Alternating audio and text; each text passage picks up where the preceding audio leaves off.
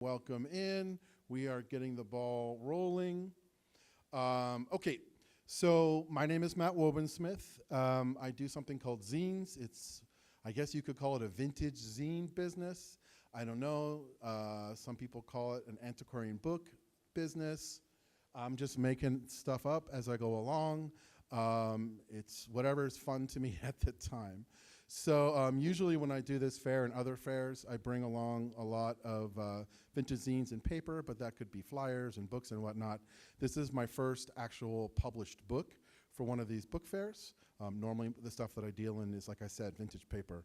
But technically this is a project made of vintage material, old material, so, but it's a new book. I used to be in San Francisco for about 35 years.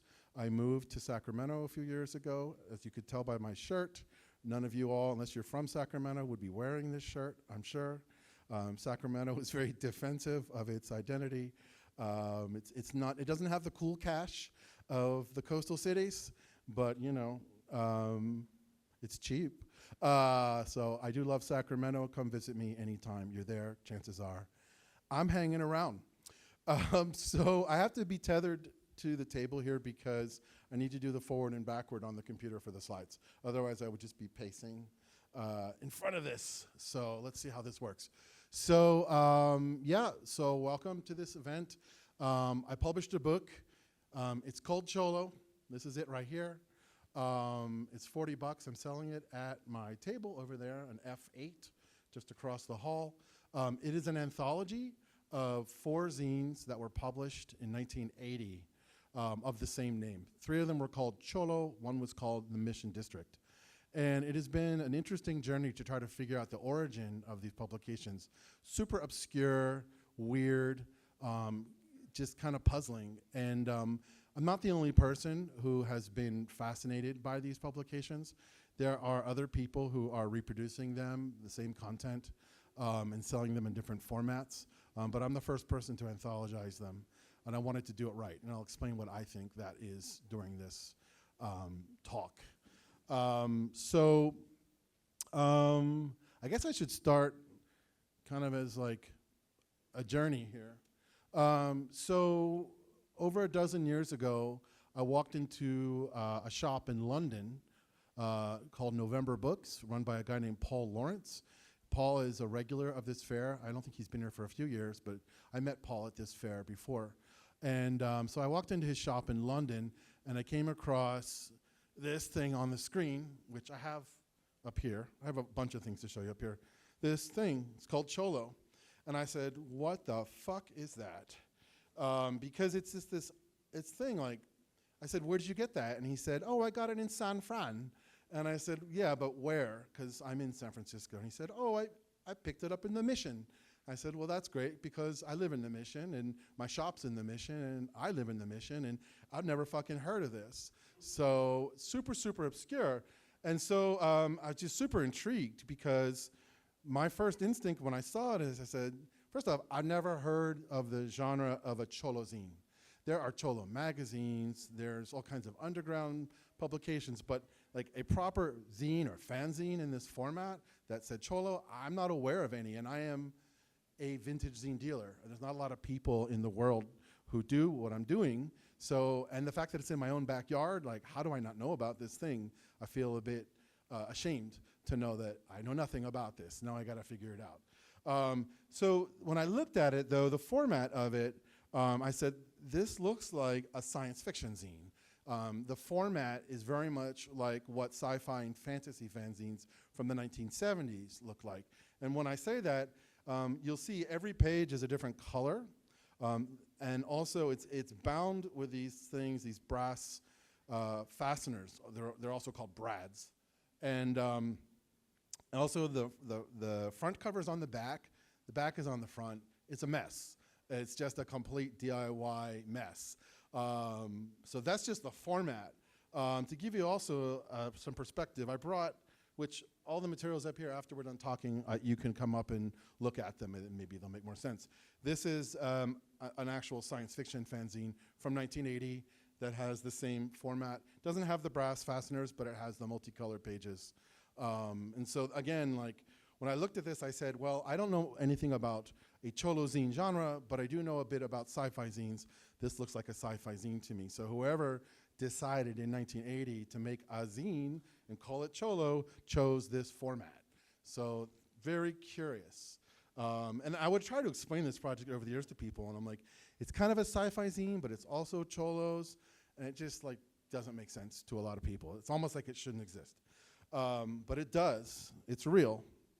So kind of like I said here with the bullet points, multicolored pages, brads, it has single-sided pages, and also I discovered, wow, it's issue 3. So I've got even more to find. This is wild, never seen it, which is cool. Also, who did this? You know, that's one of the first things you have to figure out. Who made it? It's credited to someone named Ed Silvera. Talks about the San Francisco comic book company, and a lot of the comics are by another person named Rogelio del Fuego. The contents, as you can see, comics, gangsters, cars, and just a lot of random objects and pictures. Super random, again.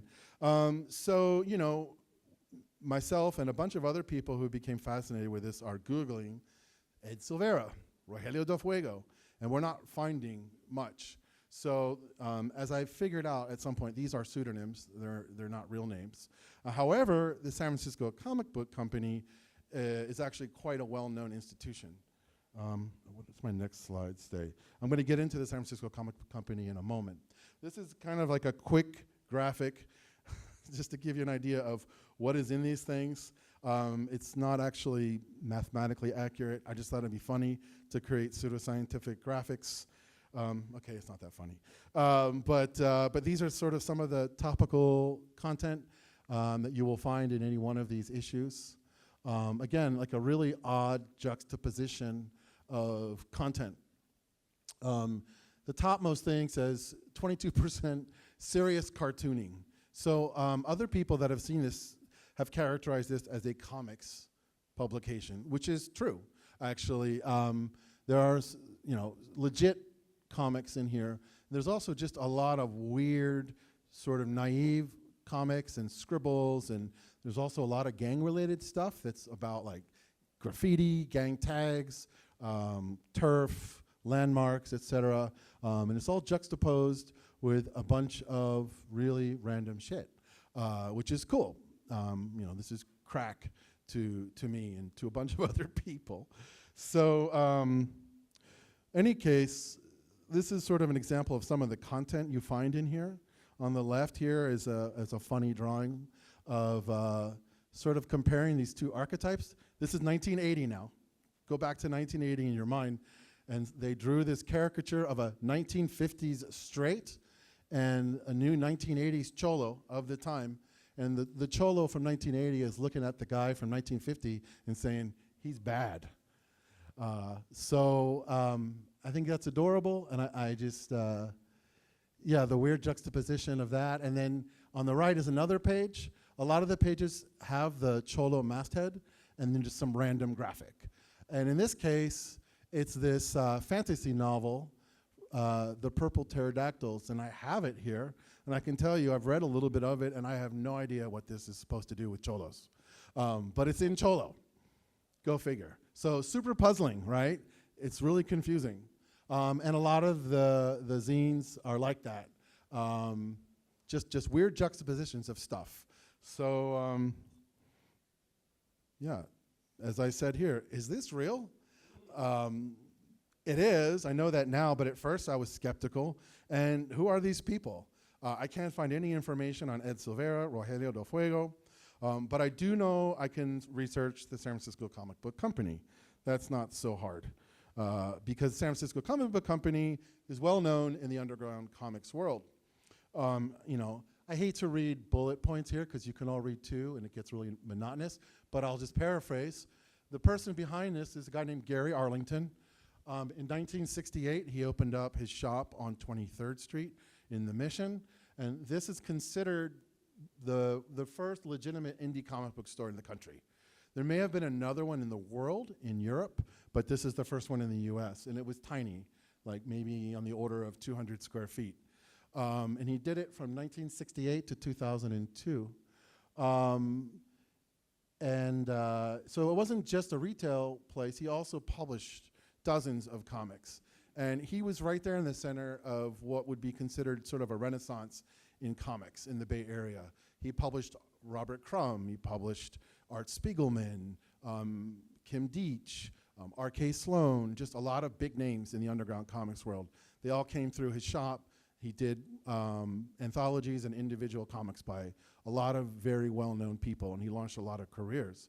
So not unknown at all, Gary Arlington. And this is an example of one of his comic books that he published.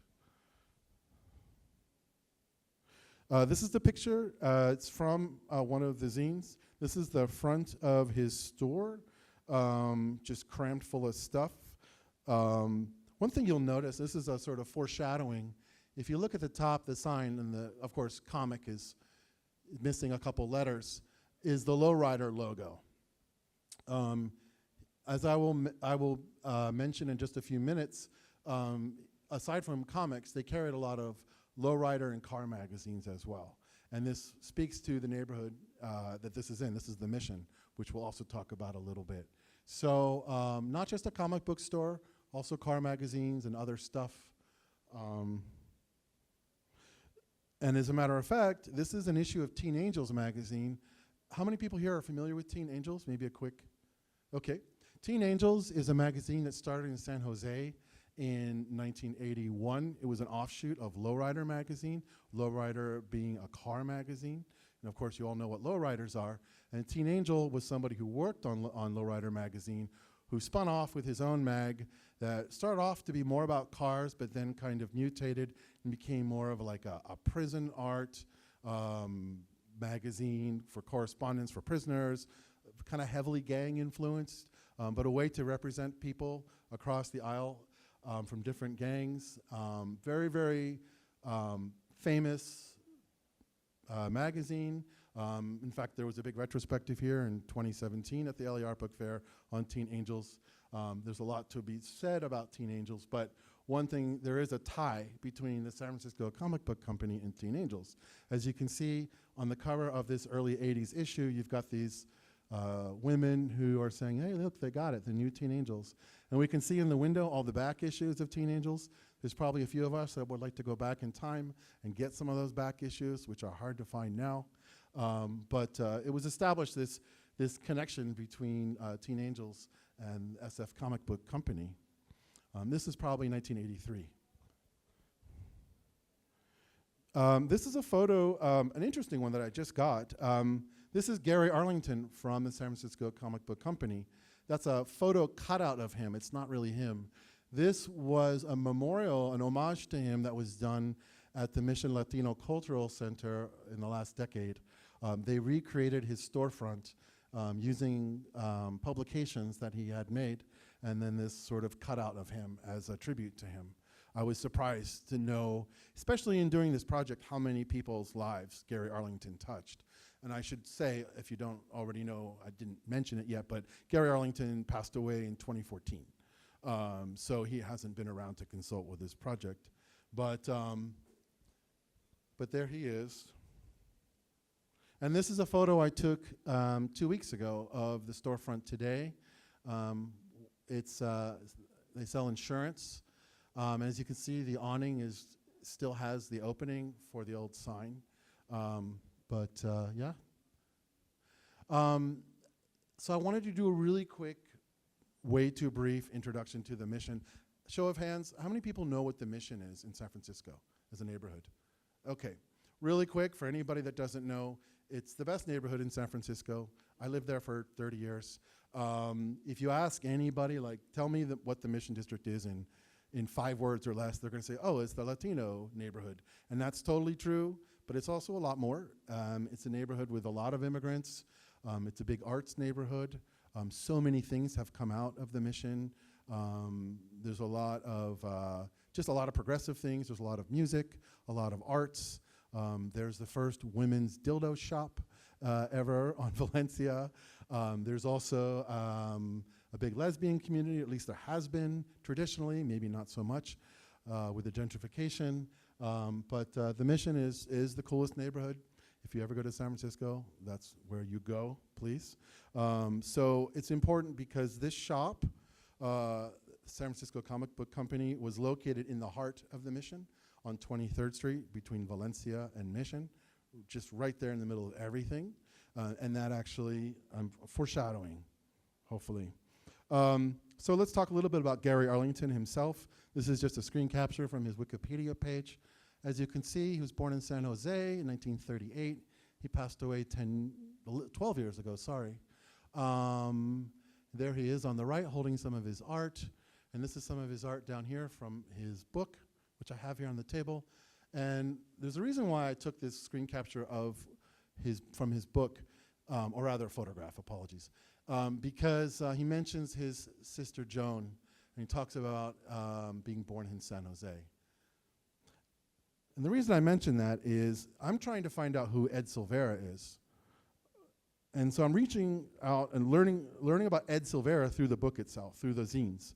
And so this person named Ed Silvera happens to be born in San Jose, happens to have a sister named Joan, and here he is as a small child in 1942, and we get a sample of his handwriting here from the book on the lower right.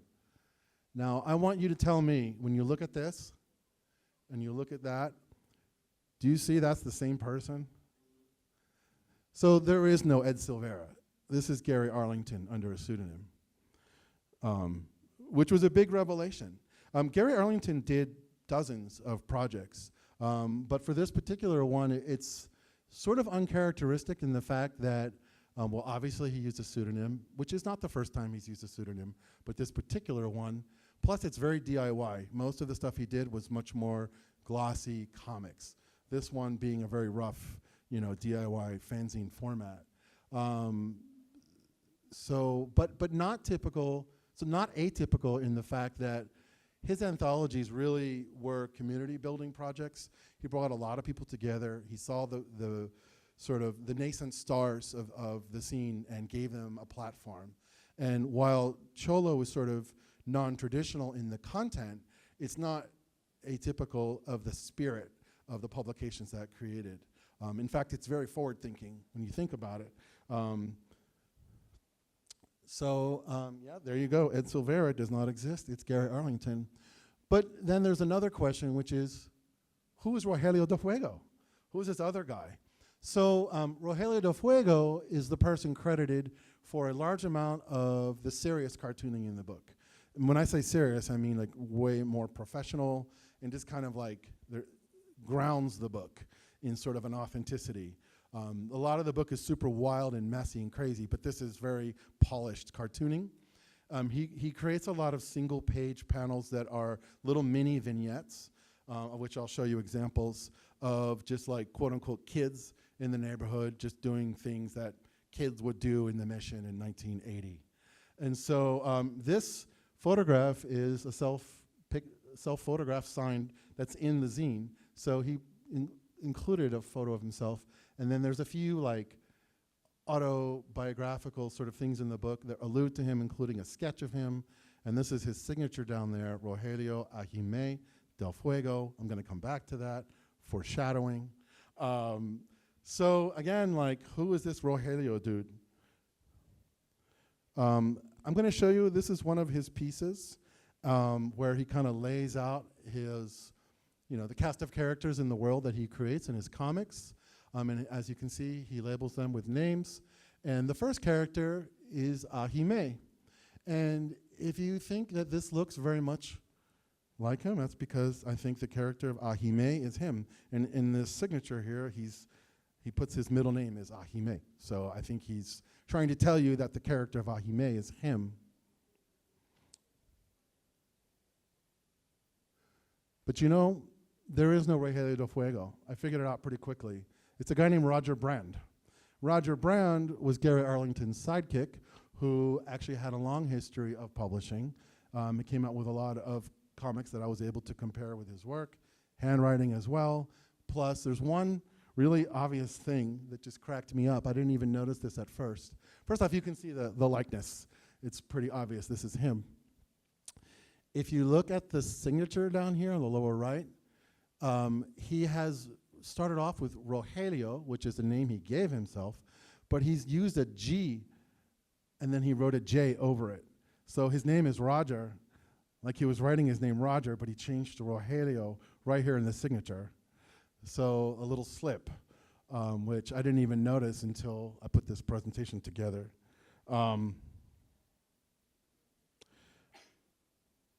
Here is another piece from him that's, again, like a sample of his work that is somewhat autobiographical.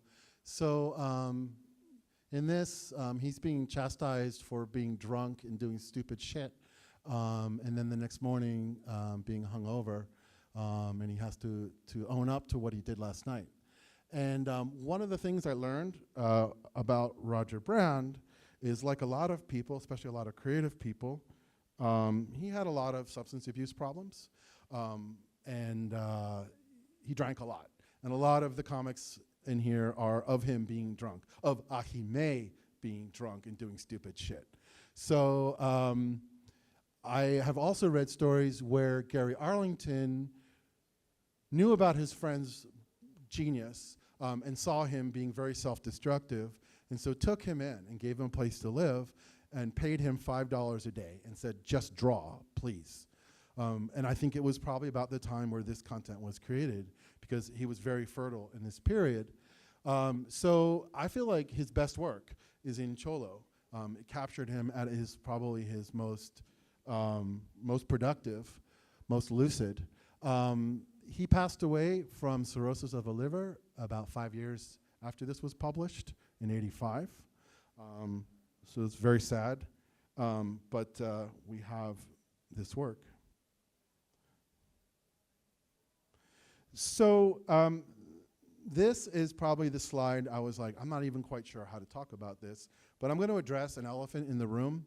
When I introduce this book to people and I try to explain who made it, a lot of people are like, oh, it's made by Cholos. And I say, yes and no.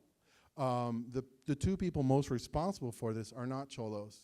And they also changed their surnames to have Spanish surnames, which sets off alarms for people, myself included. I was a bit skeptical going into this, thinking, are these people exploitative? You know, who made this project and why? Is it legit in some way? Is it, or is it ironic? I can say that having gone through the material and spending a lot of time with it, which I hope you will as well, I think you will find it is a very sincere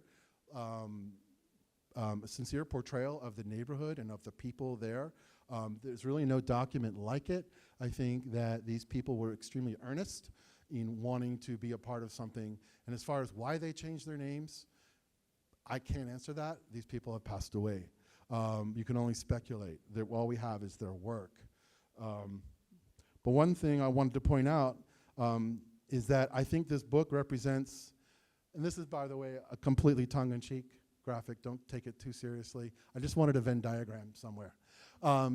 Is that when people were coming to me and being a little bit skeptical about this book, I think maybe they're exposing a little bias to not understand that Cholos and geeks don't have to be separate groups. They're, in fact, potentially the same group. And I say Cholos a bit with a tongue-in-cheek because this book, through the zines, tries to define what a Cholo is. It's not mine. Try to go back in 1980 and think, what are they trying to say? You know, the Cholo thing probably entered pop culture and people were curious about it. So they were trying to sort of define what is Cholo in 1980. And so I just kind of created, based on the content in the book, you know, gangsters, hip Latinos, and lowriders. That's who the people are represented in the book. However, on the geek side, which, by the way, is my word, if you're upset by being called a geek, get over it, is comics, sci-fi, and fantasy. And I think in the middle they meet, and it is clear to me after talking to a lot of people and reading the content that Cholo geeks are a thing, not just in San Francisco, but anywhere Cholos are found. Also, this is a list of contributors. I believe almost all of these are obviously pseudonyms. So there's 20 people credited for the content in here. I do want to say that when you go through the book, a lot of it is kind of like not hyper macho, hypersexual, or violent, but some is. And I don't want you to think it's just guys. There's at least 3 women contributing to this, and you can figure it out when you go through it, who made what. But it's a little more diverse. It's not just a sausage fest like a lot of comics are. But I did want to point that out, and you can see their names in here. The only person on this list that has any other notoriety that I could figure out was a guy named Sir Loco, who's on here. And Sir Loco was in the Mission, late 70s, doing drawings of lowriders.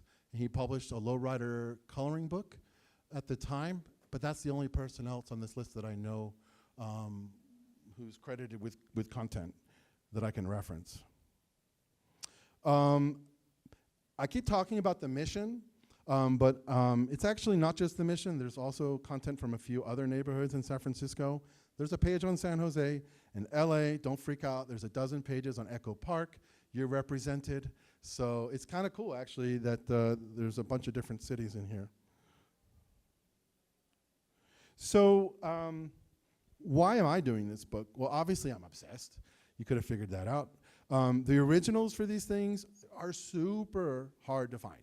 I don't think they ever made it out of his store at the time. And only after his passing in 2014, when people went through his stuff, I think that's when they dug out these zines and they started to make their way into the world. But they are extremely obscure. And as such, if you find an original issue of Cholo, you're going to pay $500 or more for it. In fact, you might even be paying $1,000 for some of these. They're almost impossible to find. There are multiple people who are also making editions of them that are charging various prices. I had to buy one from France recently. It was 300 euros, which is about $350. And this is just one person's Xerox. They just went and Xeroxed it. And if you can tell by my voice, I'm a little salty about that. This is actually one of the reasons why I wanted to make the book, because I love this material, and I think everybody that sees it loves it. I don't think you should be paying 300 euros for just one issue from France to see it. So I wanted to do the right thing and get it anthologized. So yeah, so there you go. I covered the third bullet point. Tired of explaining how cool this shit is. When I try to describe it to people, their eyes glaze over, which I would expect. So now I can just give them a book and they say, oh yeah, I get it. I don't think there's anything else out there like this. Also, I moved from San Francisco to Sacramento a few years ago. I miss it, certain things about it. So it's, again, an homage to my neighborhood that I miss. But also, again, I want to do this project right. And I think I've defined a few ideas about what I think does justice to the material. But first, I wanted to talk about how I did it. So as you noticed with the original zine and the book here, every page is a different color. I took the zines to some printers and said, hey, how would you recreate this effect? There's like 10 different colors. And they all said the same thing. They said, no way. We're not going to be able to do that for you. It's not cost effective. You're probably doing it yourself. And so I said, okay, I don't have a job right now. It looks like this is what I'm doing. So I bought 14 boxes of paper, and I scrambled 65,000 sheets of paper, which I'll get to in a moment. If that sounds like a lot, it is. I touched every single page of every single book for this project of 500 books. But just to get it right. I also, I didn't photocopy these per se. They were printed on a laser photocopier, but they were printed out on a laser printer. And I actually scanned every image. So not only do the images look as good, if not better, than the originals, in the originals, the text is often truncated. And you get one chance to do this right. So I actually digitally reconstructed all the truncated text. So if there was a letter H cut off on a line, or even 2 letters, I just went into the artist's, I just looked around in the text and found another H or another T or whatever, and just gently copied and pasted it. I promise you'll never know the difference, but there's no way that I'm just gonna like lazily take this thing and just shove it out the door at you without it looking its best. Some people might think that's somehow blasphemous to not stay true to the zine, but the zine actually was probably disappointing to the artists themselves. Imagine you've created this work and you take it to somebody who's supposed to put it in a zine and it gets fucked up, basically. You're probably gonna be a little pissed off that your work isn't being presented as well. So what I wanted to do was make the work as true to what the artist probably intended. And I think I've succeeded in that. You would never know in a million years unless I told you that I fucked with it digitally. But I don't personally think that's blasphemous at all. I think it's a good use of the tools. I think the books look great personally. In making the books, this is kind of one of my workplaces. 10 colors of paper, again, 65,000 sheets of paper, and a pair of rubber gloves. Just scrambled these and then fed them into a printer. I did it for 6 weeks straight, full time. I know that doesn't maybe sound like a lot to people, but again, did I mention I'm unemployed? It's a lot of work.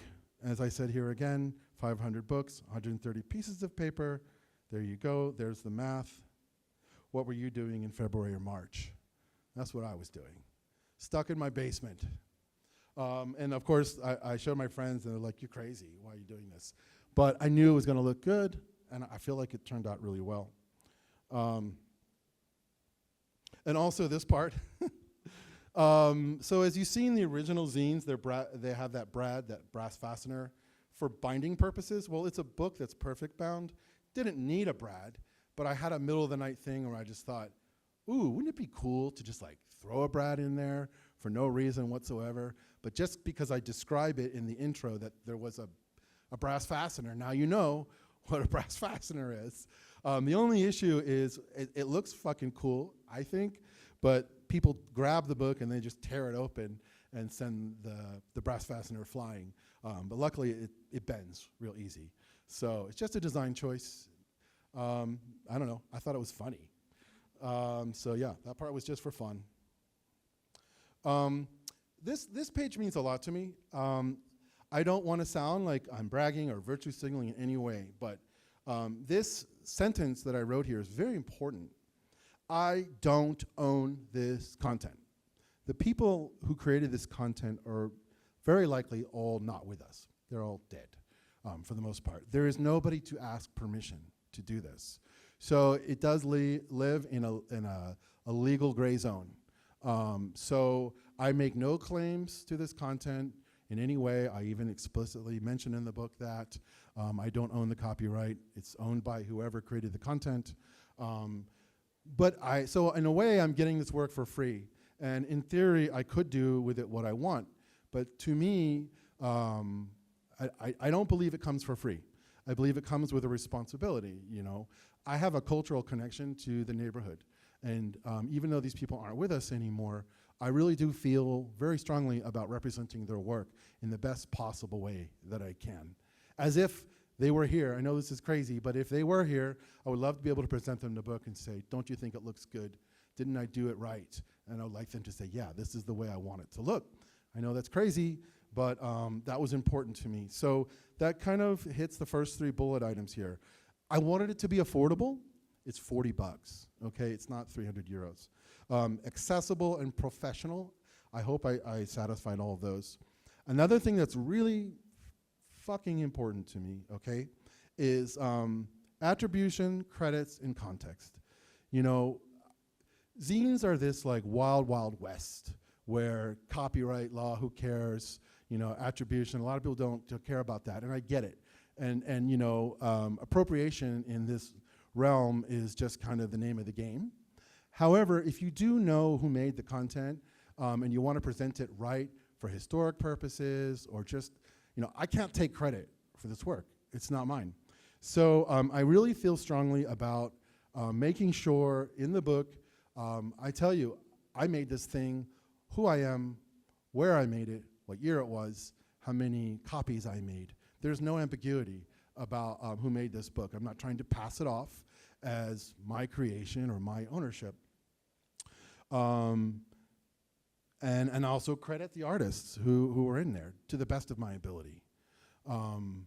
So again, that was really important to me. And also as a dealer, vintage stuff. A lot of people think that's a very sort of monetary pastime, but actually it's really not just about the money. I really do feel the need and responsibility to educate, like we're doing right now, and talk about the material. I can't just like take this stuff, throw it on a copier and just fart it out to the wind. I really feel strongly about explaining it to people, you know. I do have that responsibility, I think. The last thing, but not least, is this content I did not pay for, okay? And it's going to generate money, I know that. So I felt like I had to make it a benefit. I want the money from this project to go back into the neighborhood. Since the art came from the mission, I wanted to benefit an arts organization in the mission. So that's exactly what we did. The profits from this book have already gone actually to Precita Eyes. They are a longtime muralist organization in the mission. They do a lot of programs for public murals. They're all over the place. They also educate kids arts programs. Just a really great organization. They have a little shop on 24th Street if you're ever in the mission. And I gave them $5,000 from sales of these books so far. So I just want to show you can do this. You know, I mean, I did volunteer a lot of my time, not gonna lie. That is no small feat, but with a project like this, I knew it was gonna be able to generate money for good. And so that makes me feel a little bit better about getting free content, if that makes any sense to anybody. So I'm gonna stop here. In a minute, I'll talk about fellow travelers, but I've been talking for a long time, and I don't know, we got 20 minutes. Do people have any questions or anything they want to say? It's okay if you don't. Oh, yes.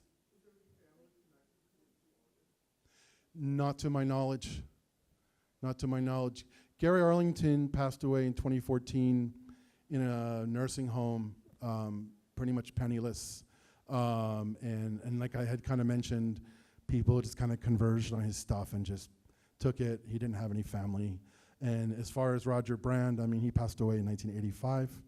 And then the rest of the people in this book are just like pseudonyms. I have no way of knowing who they are. So I would assume most of them are not with us. So yeah, family, I don't know.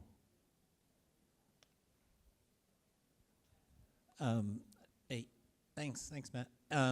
When I first saw this, the Cholo thing, there was like a thing that was happening in the late 70s and 80s in like mail art stuff that was called an assembling magazine, and it was like people would be an editor of the magazine, but they would just solicit like 100 copies of a drawing from an artist, and then they would put it in the magazine, and that became the content. It was just all of the submissions for this, and they called it an assembling. And I feel Cholo is kind of like an assembling for like this content and stuff like that, but it had that spirit of like sort of edited but non-edited. It was just like you maybe copied off 100 copies of a page and then it was included in the thing. Is that part of what you know about the... You know what's really funny? What you're saying is 100% true, and it was a revelation to me only recently after I made the presentation. I was like, what does this thing look like? It looks like, you know, what are the precedents at the time that could influence this? And I thought, well, there are mail art publications that have the same kind of spontaneous quality, collaborative quality. And as far as the science fiction zines from the 70s, part of the reason they have multiple colors of pages with different styles of reproduction, some are mimeograph and, you know, different styles, is because they were made by different people and either mailed to each other or brought together at a con to be assembled. So multiple contributors. So there's absolutely a mail art fellow traveler. You know, I don't know that these people were into mail art. One of the publications that seems kind of similar to this was Fanzini, if you're aware of, and that's of course a very much well-known mail art magazine, but again, like different place and time, but absolutely very similar. Yeah. Yes. Kind of have a two-part question, if that's cool. How much was the magazine that you found in London? What happened was he wouldn't sell me his copy, and I had to go back to where he pointed me to the bookstore in the Mission and get my own. And I probably paid $100 at the time, but this would have been 2014. Okay, so that was like a reprint of the original one that he had? No, it was another copy. Okay. When Gary Arlington passed away, it's like his stuff just kind of got liberated, and so a bunch of copies wound up with a bookseller named Libros Latinos in the Mission, who had a couple copies where Paul had gotten his and I got mine. Got you. Second part was, I love that you're using this anthology to help this art center. That's amazing. I'm a bookseller, and I come across a lot of older books from Black writers, and when I look at them up online, they're worth like, $300, $500, and in my mind, I'm like, okay, I could sell them, but like, what community is it going to, And I'm just wondering, like, what you think about that, and because in some ways, it's like, oh, if you have the original, you just sell that, and then that money could go to the community. But yeah, I was just wondering if you could talk about that. That is a real spicy one. I could be up here. Excuse me. There's a general problem, okay, where, I'm just going to address the elephant in the room. Most content we see is made by white men, straight white men. And things that represent other communities that are underrepresented are highly sought after by universities and libraries, which drives the price up on those things. And unfortunately, while it's great they're being preserved and these institutions want to have them in their libraries, it drives the price up past the point that the average person can buy them, right? And it's kind of like, as you can see, there's some good and bad in that explanation. And as a dealer, I'm struck by that all the time. I'm trying to find a nice way to say this and not Don't be nice. back myself in. Don't be nice. Well, I want to be asked back to this fair next year. So as a dealer who deals in old stuff, I want to have fun. I want to sell to everybody. I want to make it available to everybody that's excited. Yes, I need to make money. I need to cover my bills. Making money is great, everybody, not turning that down. But I need to have fun. I'm going to just be honest. The first time I ever did this fair was in New York in 2009. And I was so green. I had no idea what I was doing. And the minute I started setting up, having never done this before, I was converged on by dudes in suits who were like the upper echelon of New York book dealers. And I'm not trashing them. I'm just saying, though, these are dudes with shops, in the Hamptons and like selling stuff to, a lot of wealthy people. And there's nothing wrong with that. But they would come by and clean me out of everything. And, I thought I was clever by making up crazy prices on the spot for them. Something I might sell in my shop for like $30. I'd be like, oh, that's $100. And they're like, sold. And what I didn't realize at the time was, you're not that clever, Matt. They just sold that for $300 in their shop, So there is that like food chain aspect of being a dealer. And so you have to understand when you're in this business, you've got to kind of like play in the middle.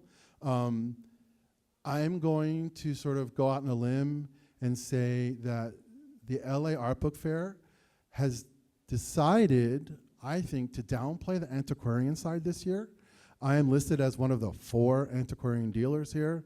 In years past, when this was located downtown, there was a much larger antiquarian section. Again, nothing wrong with antiquarian books, you guys. I just want to cover my bases here. But that is a different clientele, that can afford to spend thousands on a piece of material. So I believe that the fair now leans much, much more towards the side of accessible, independent publishers. And I can sit here and sell stuff to people in suits, nothing wrong with suits, and make a lot of money, and making money is great. But that removes the ability for me to have conversations with people. I don't want to clean out my table and be sitting on a couple things for the rest of the fair. I want to be able to have people come up and be excited and have something for, hopefully, for every person that comes up. And so it's just a necessity for me to have fun. Maybe it's a bit selfish, as a matter of fact, to be that. But it has a democratic purpose as well. So that kind of plays into what you're saying. How do you deal with content that you know could get $300 and you want to be able to sell it at an accessible price? You know, these books, they're going to sell out. They'll be sold out within a week or two. And I know it'll go out on eBay and probably get stupid prices. I'm already thinking about, God damn it, I'm going to have to reprint this thing. And that's okay, I think. But it's just a constant battle, you know, of keeping things accessible. I hope I didn't belabor the point, but No, I not feel at really all. strongly about Yeah, that. thank you so much. I appreciate it. Oh, right on. Any other questions before we? Okay, we got like 10 minutes, and I don't have much more to do here. I'll spend like just a minute or two talking about the rest of it, and then you can come up. I've actually brought materials here that I reference, and you can look at it and handle them as well. Fellow travelers, well, we can add mail art to this list. But Teen Angels, which I think I mentioned earlier, obvious comparisons. Here on the left is just sort of a typical prison art that you might find in Teen Angels, and on the right, something from Cholo. Interesting, Cholo was published in 1980. Teen Angels didn't start publishing until 81. Very interesting, but they obviously were aware of each other. And then I mentioned Love and Rockets, and I was kind of hoping that maybe one of the Hernandez brothers might show up. But it's sort of uncanny. And these people probably were not aware of each other, but some of the similarities of Love and Rockets and the characters from the town of Paloma, if you're familiar with Love and Rockets, and sort of the sort of community that Roger Brand created with his characters in the mission, roughly around the same time. So some similarities there. And then another kind of example. On the left, a Jaime Hernandez flyer of a punk show from the early 80s. And on the right, another Roger Brand collaboration with Crazy Boy. What I like about this, if you don't care anything about subculture whatsoever, if purely from a fashion perspective, they're really great at capturing these archetypes of fashion.